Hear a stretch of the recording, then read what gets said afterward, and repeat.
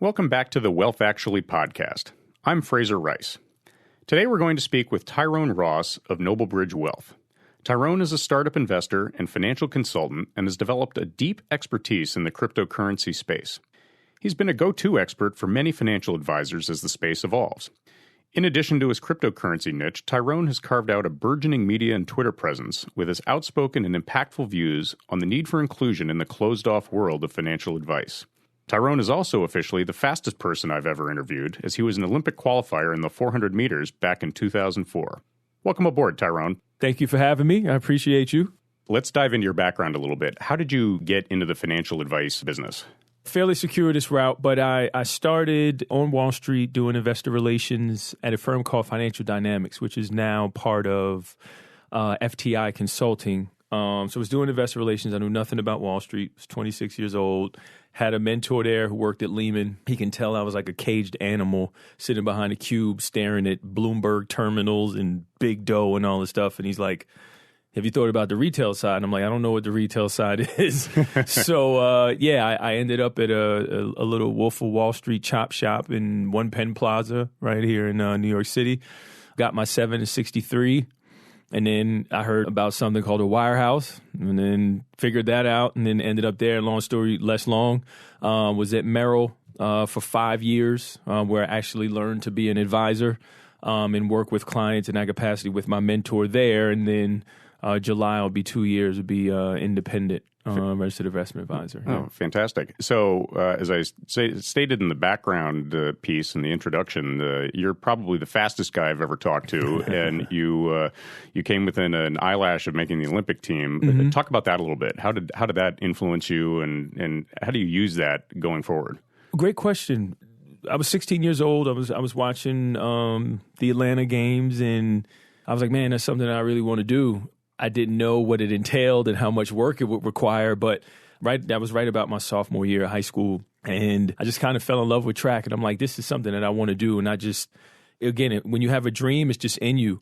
But long story short, I got a full scholarship to go to Georgia Tech, didn't work out at Georgia Tech, got kicked out twice, finished at Seton Hall, and then when I finished at Seton Hall, I'm like, I want to keep running, I think I want to give this a shot. Track and field is why I'm sitting here. I'd given my life to it, ultimately almost took my life because of it, because my dream didn't come true in 2012. I was this close to committing suicide. You talk about that, close to making the Olympic team. Right. Because my dream didn't come true. So in 2004, I qualified. They took 27 guys. Me and a 28th guy had the same time, so they left us both out. I was on my way to the airport.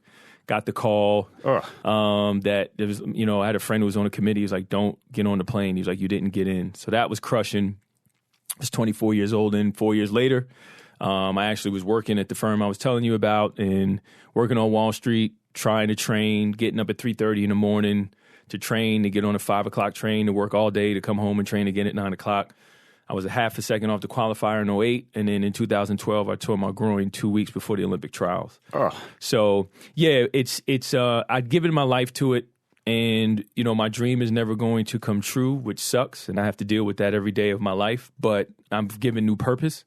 And one of the things that you realize, one of the hardest things in life you can do is even attempt to become an Olympian. The time, the dedication, the commitment, the sacrifice that it takes in relation to what people think Wall Street is and how hard it is, it really isn't. Oh, it's not even close. It's not even close. Well, the thing, too, you had to be in the 0.01% of the fastest people alive. Right. And to go from, I guess, sort of raw talent to super talent / production, that's just got to be an enormous amount of work and sort of adherence to the craft. Yeah, 100%. It encompasses my whole life. I mean, I didn't go anywhere. I didn't vacation. I didn't do anything. I was so dedicated to it, training 3 times on Christmas, not opening gifts and tracking what you eat and your sleep and how much you walk and everything. It requires an Herculean effort, not only by you, but a team of people around you to make sure that you even get close. Right. Right? Not even to make it, but to even get close. So when you actually step into this business, it's kind of like,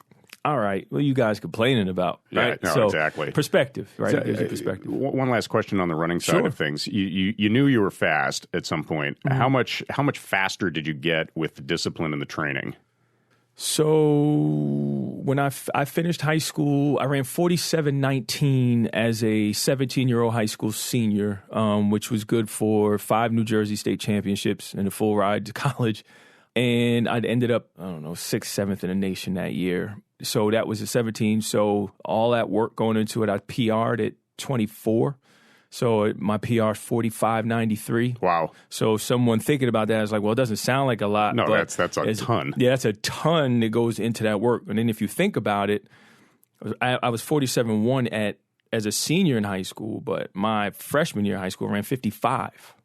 So I went from 55, I believe, to 51 and change my junior year, to 48 my sophomore year, 48 my junior year, 47.1. And then it was bouncing around a little bit. My college career was all over the place because, again, I couldn't academically focus. But, yeah, there's a whole lot of work that goes into that, a whole lot of work.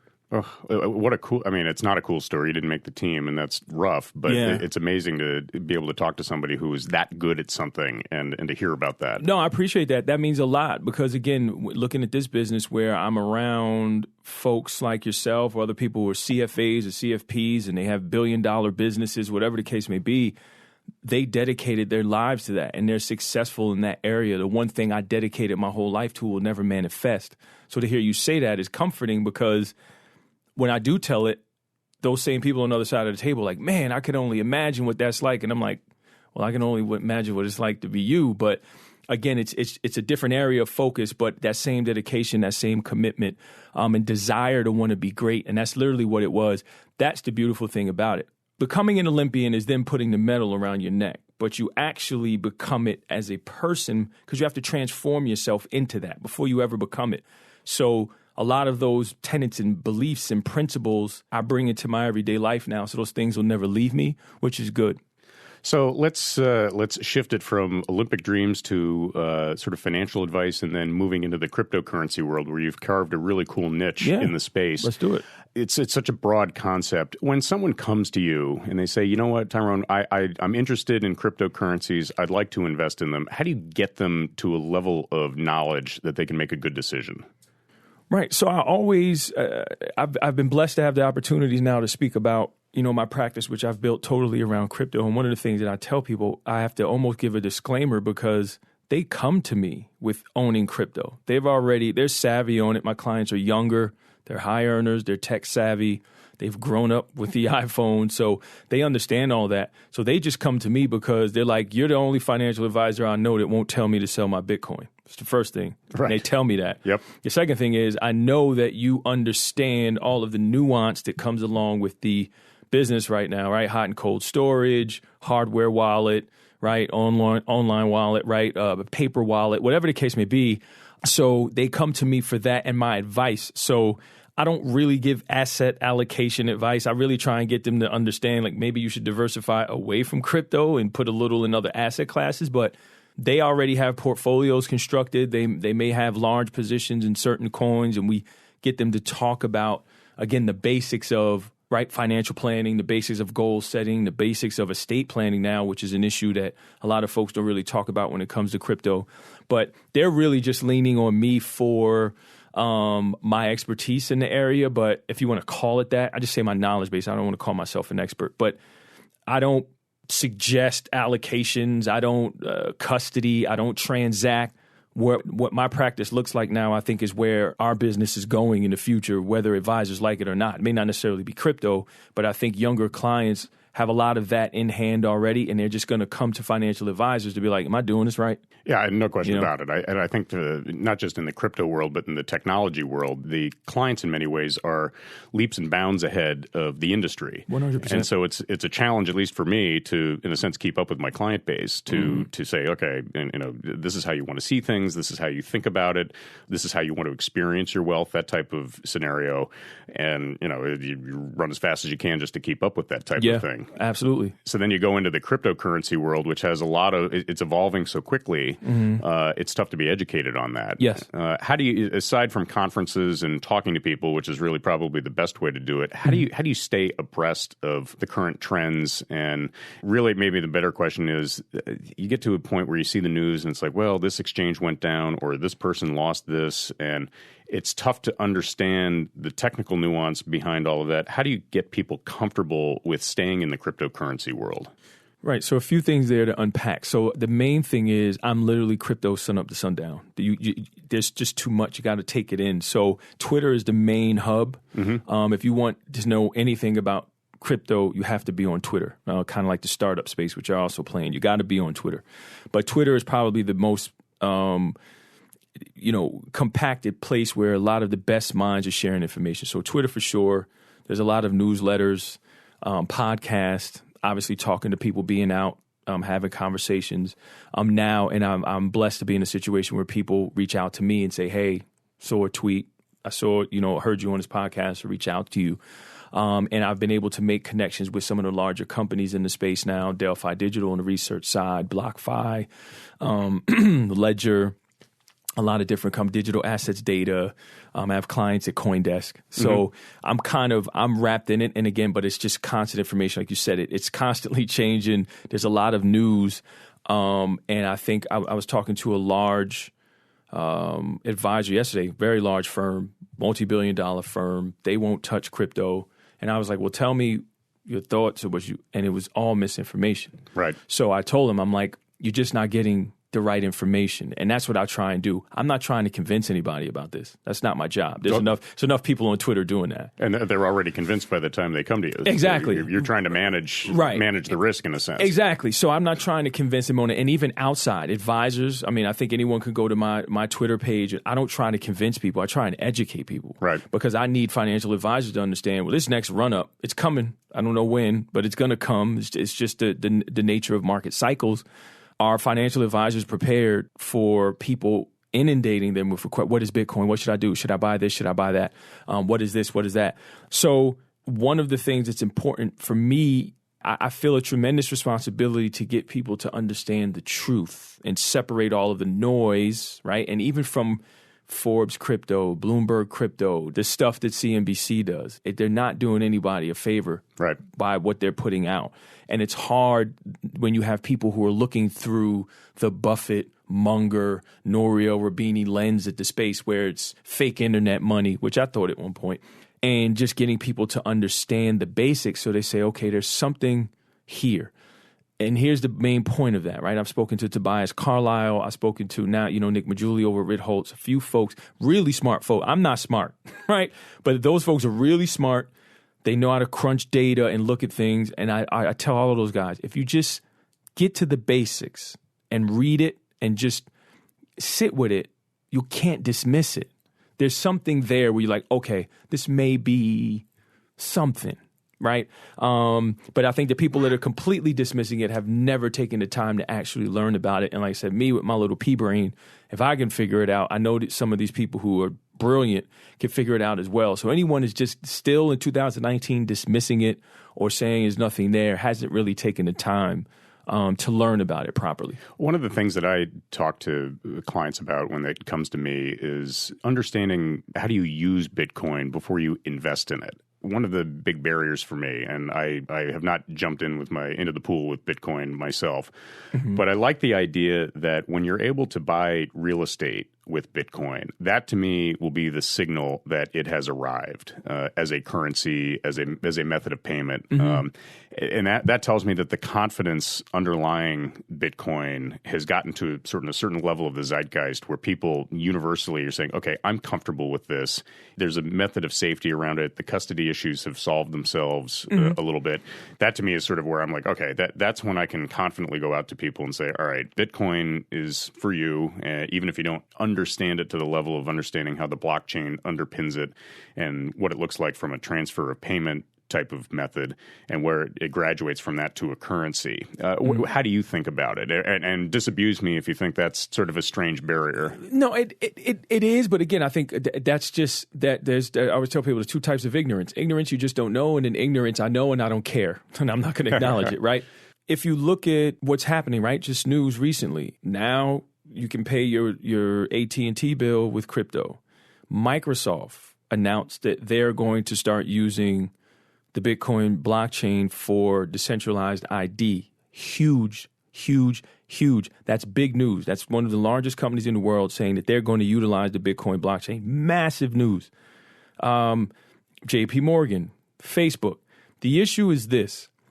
When people are able, and then on top of that, Whole Foods, Nordstrom, the list is endless where you can go in and you can buy. We can walk down the street, go to Whole Foods, and we can pay with Bitcoin right now. Right? Wow. You download the app. So you can do that. Mm-hmm. So you can, and people have been paying with things, right, with Bitcoin. But to your point, until it's in the background where people know that they transacted and they didn't even use the blockchain, or they didn't even use Bitcoin or whatever, it's just simple, or a token or whatever, we're a long way from that. But that's where we're going to have to go, where like whatever the connection is and the technology and everything has allowed us to do this right now, I don't understand it, but we're using it and it's going to work. Until crypto gets there, and we're a long way from that, I think we're still at the point where people are learning. We're still at the point where people are a little confused. And this is why it's so important for people to get the right information. So long story short, in terms of answering your question, I think it is being used. I guess now you hear arguments about a store value, right? And people laugh at that. How the hell is it a store value if it was down 80%? Right. And then you get into the whole Austrian economics and that debate. Right. And then there's some people say, OK, well, it's not really a unit of an account now because we still look at things in dollars or whatever. Right. But one Bitcoin is one Bitcoin is one Bitcoin. And then you have the medium of exchange, which is starting to be more of a narrative. But Bitcoin is not going to be a success because we're all walking around, in my opinion, and people have different opinions about this, we're all walking around transacting in Bitcoin. That's not the true value of it. And I can go deeper with that just in terms of what my fascination is with crypto. What it's really going to be about is how it's going to allow, and I've said this with our business especially, it's not whether about crypto is a security, whether it's a commodity, whether it's a viable asset class, whether it has intrinsic value. If that's what you think as an advisor or anyone in the asset management space, you're totally missing the ball. Right. What crypto is going to do is completely rehaul our business and our business model. There's a firm in Singapore right now called Trustverse, where they are already doing trust wills and estate planning on the Ethereum blockchain using smart contracts. Johnny gets first payment of $1 million at 18, gets another $5 million at 21. He gets the rest at 25. That's in the smart contract, cannot be changed. It's done. They're using AI and the blockchain and all of the stuff. Again, I don't want to get too techie, but I'm saying that to say, now you come here. We're a long way from that. We'll probably never get there, but yeah, I don't know. I mean, I've seen a couple companies that they haven't gone full blockchain as it relates to estate planning and so on. But I mean, you even look at the title insurance or something like that. I mean, that industry, that's going to be completely overhauled. Yeah. And I look at something like Western Union, where you have 5 points of friction for a payment transfer, and I'm saying they better adapt quickly or show's over. Yeah, and they've made some announcements as well about using the blockchain. And I can't think of which one, but they made some announcements. You have a company called TransferWise that's doing something similar. So I say all that to say how it's going to change our business model, and it's going to change how just commerce happens, how people transact, how people interact.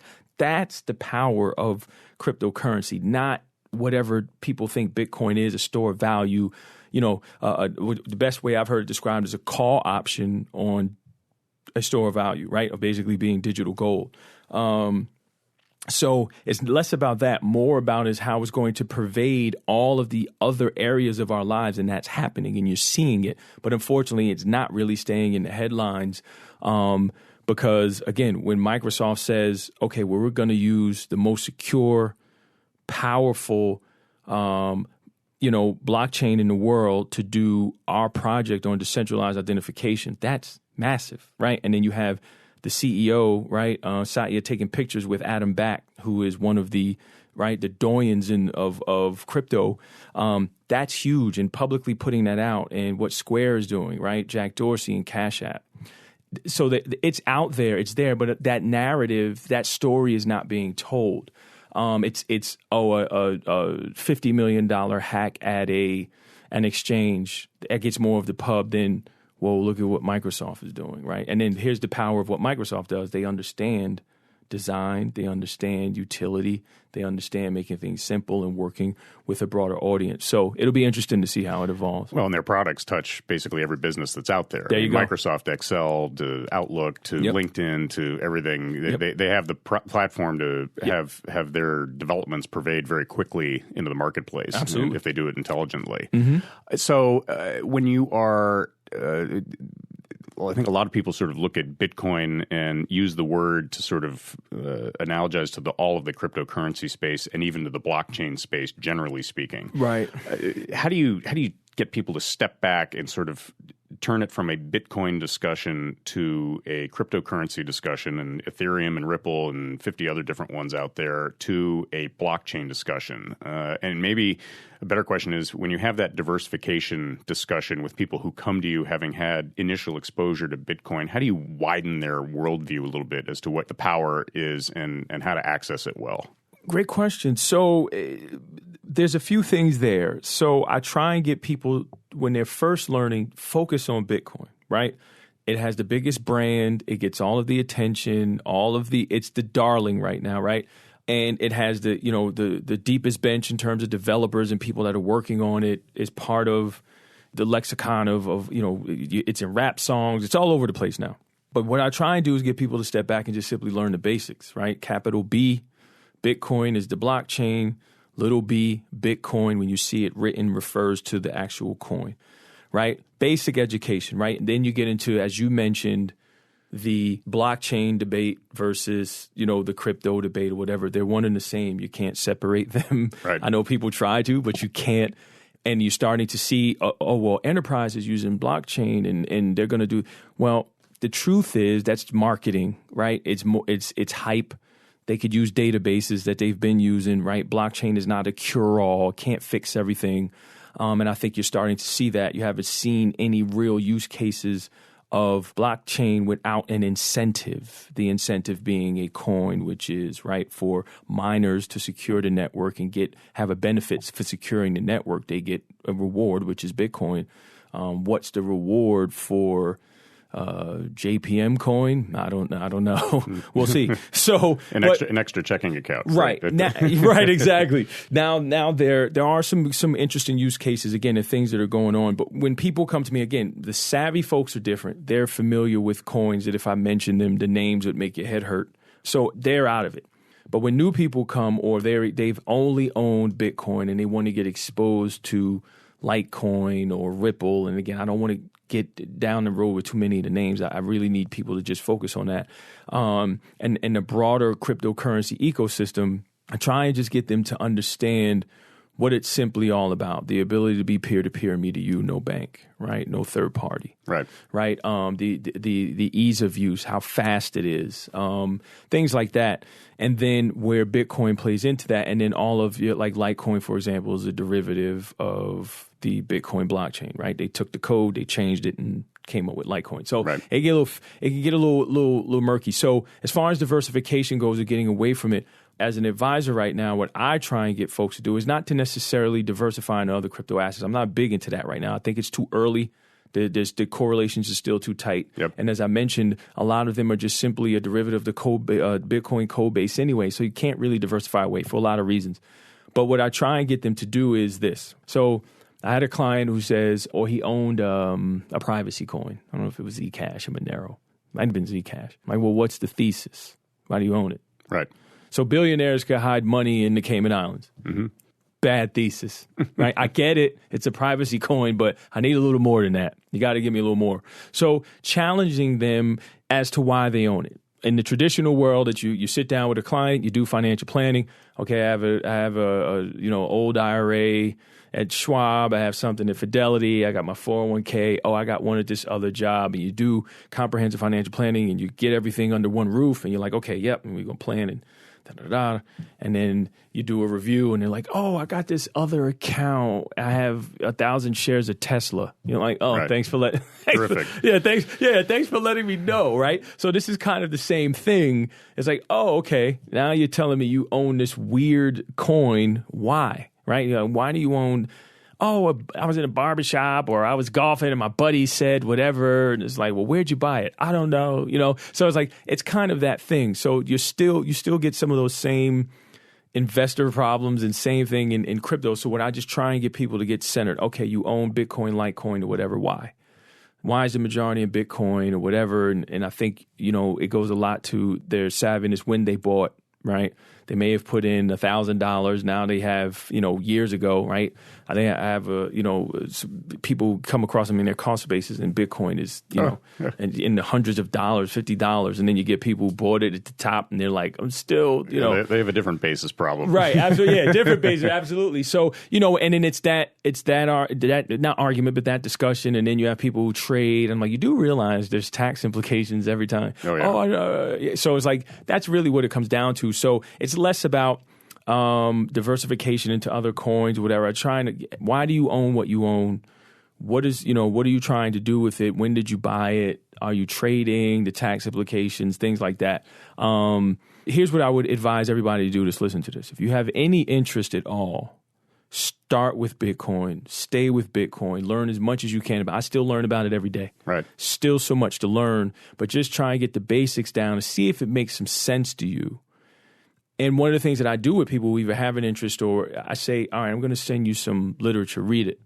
Come back to me with questions. And then depending on the level of the questions, you realize, one, if they read it, right? And two, and you get really good questions when they don't understand, right? Because you're like, okay, well, what about, why would, and then you're like, okay, now we can really start to build up an education around this.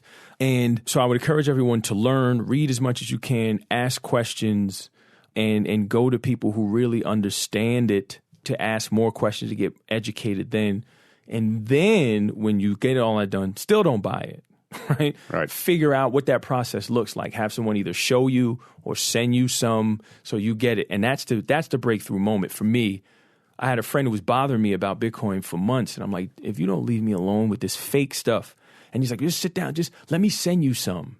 And he sent it to me. And I was like, I need to pay attention to this. Right. This was different. It took 2 seconds, right? So I think once people learn, then they experience it, even if it's not with themselves, but they see how easy it is to buy it on Cash App, or someone sends them some and they're like, that's it? I'm like, that's it. So one of the things that scares me about Bitcoin is the custody issue. Back in the day, you could have it on a thumb drive, but if you lost the thumb drive, that's it. It's gone. And then now you have CoinDesk, and which to me is sort of the right next solution. And now Fidelity and others they're contemplating putting Bitcoin custody in their systems and so on, which to me is great.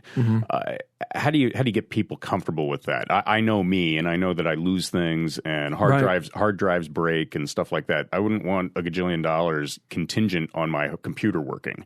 How do you soften that blow? Here's what's interesting. It is not yet solved on the institutional side, right? Fidelity is going to help. Coinbase is starting to see a lot of money move their way in terms of their institutional custody product. It's getting solved. On the retail side, there's a lot of options that make it easier, but again, it's a little clunky, it's a little techie right now. You need someone to walk you through it. So then you get this split. If you buy on Cash App, if you buy on Coinbase, they kind of solve the custody issue for you in this sense.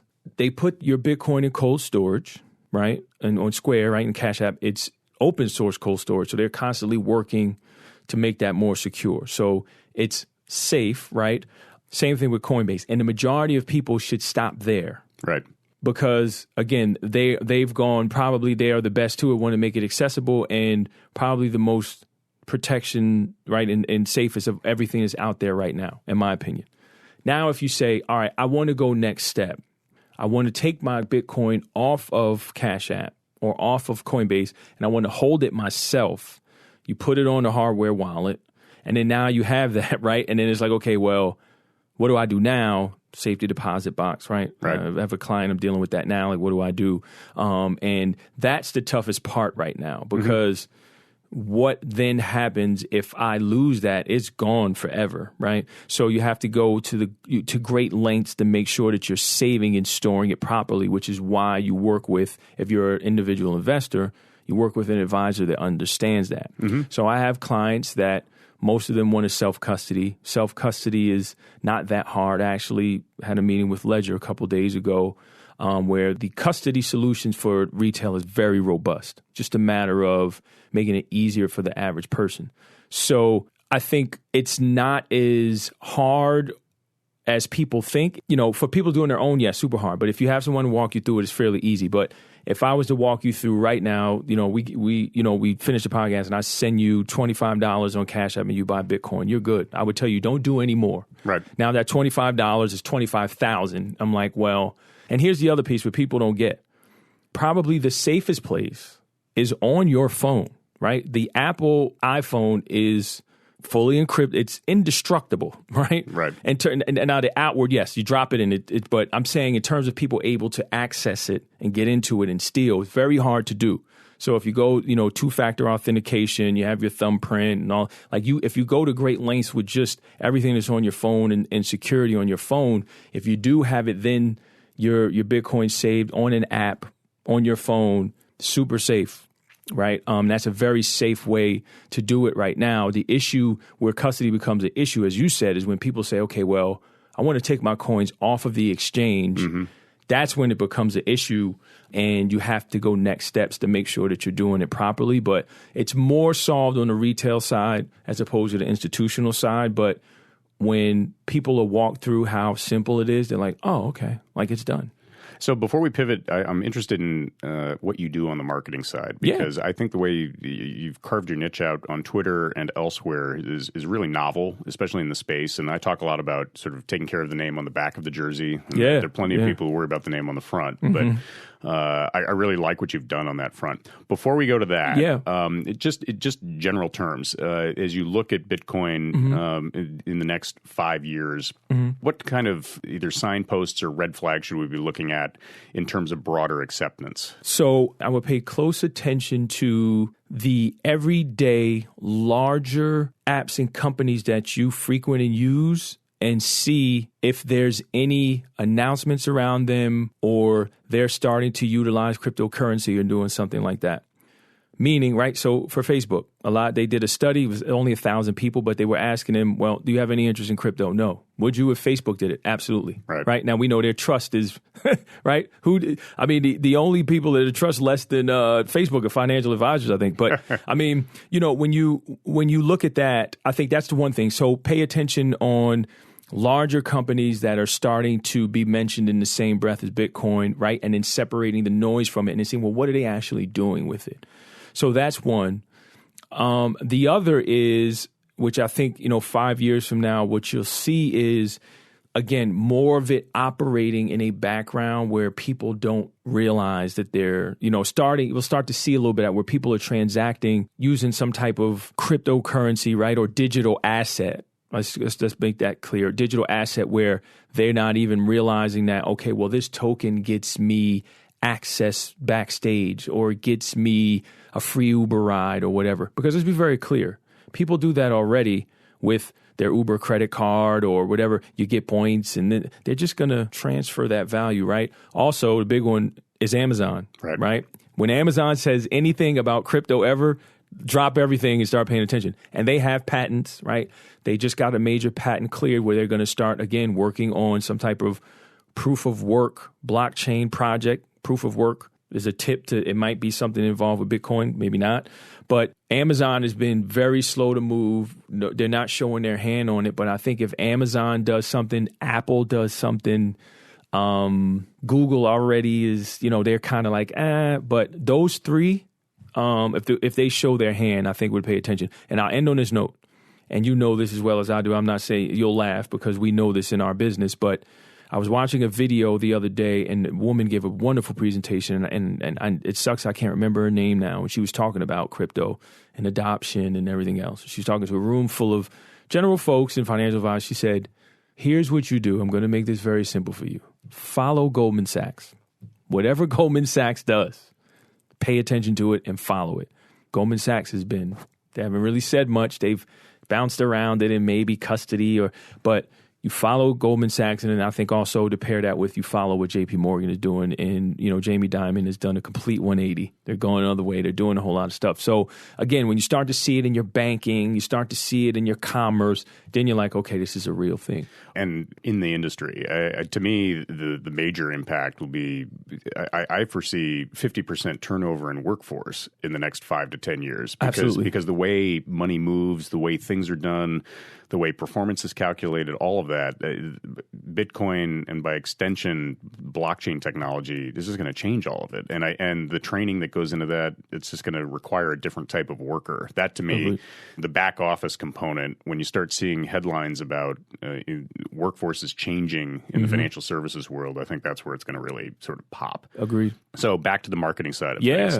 One of the cool things, meeting you, we met for the first time, it was right around when I launched my book. And we caught a coffee somewhere in Midtown. And, Culture Espresso. That's right. One of the great things that I had totally dismissed Twitter for a long time. I'd gotten active with it. I liked it, but it wasn't working for me.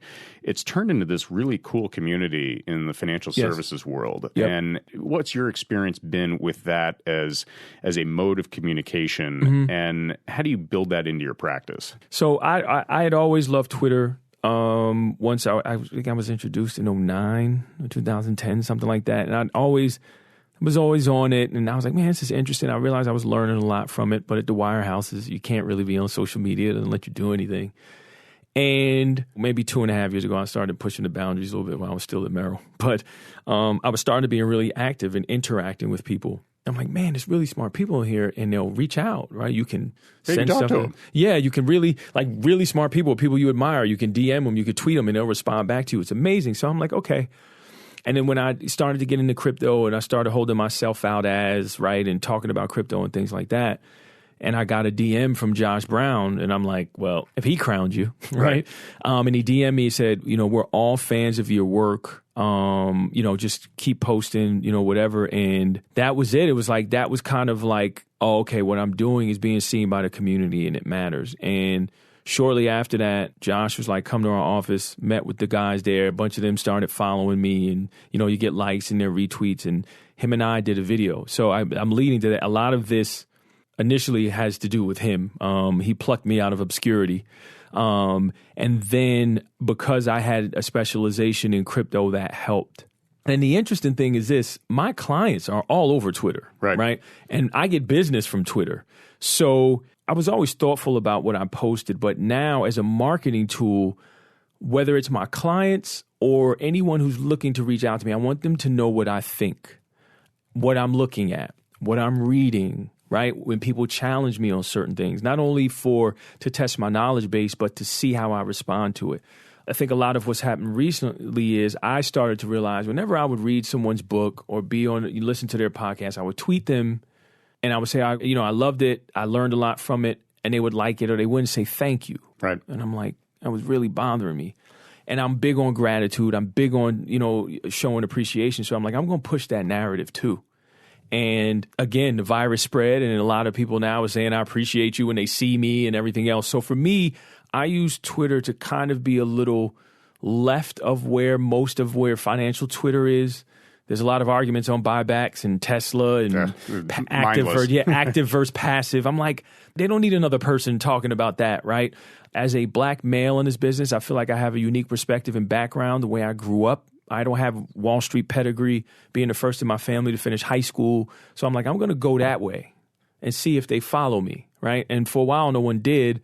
But again, now that they do, I'm able to share my experiences, talk about things that are important to people, and then also they get a lot of me. They get some track stuff. They get some fitness stuff. They get some nutrition. They get a little bit of, they get a lot of crypto, but then they get some startup stuff. So the highest praise, I think, is one where people reach out, new clients reach out. But when people say, man, you're one of my favorite follows on Twitter, right? It's amazing because, if you're straight out of central casting, you're like, private bankers are normally this sort of stiff, starchy white guy in a suit and all that stuff. Yep. But everything that makes you and makes you unique, you add so much value to the discussion learn right. from your perspective. And No. I find that to be, it's both heartening and enriching as I sort of watch and follow you on Twitter and the different discussions that come out that would never come out of sort of a traditional wirehouse or, right.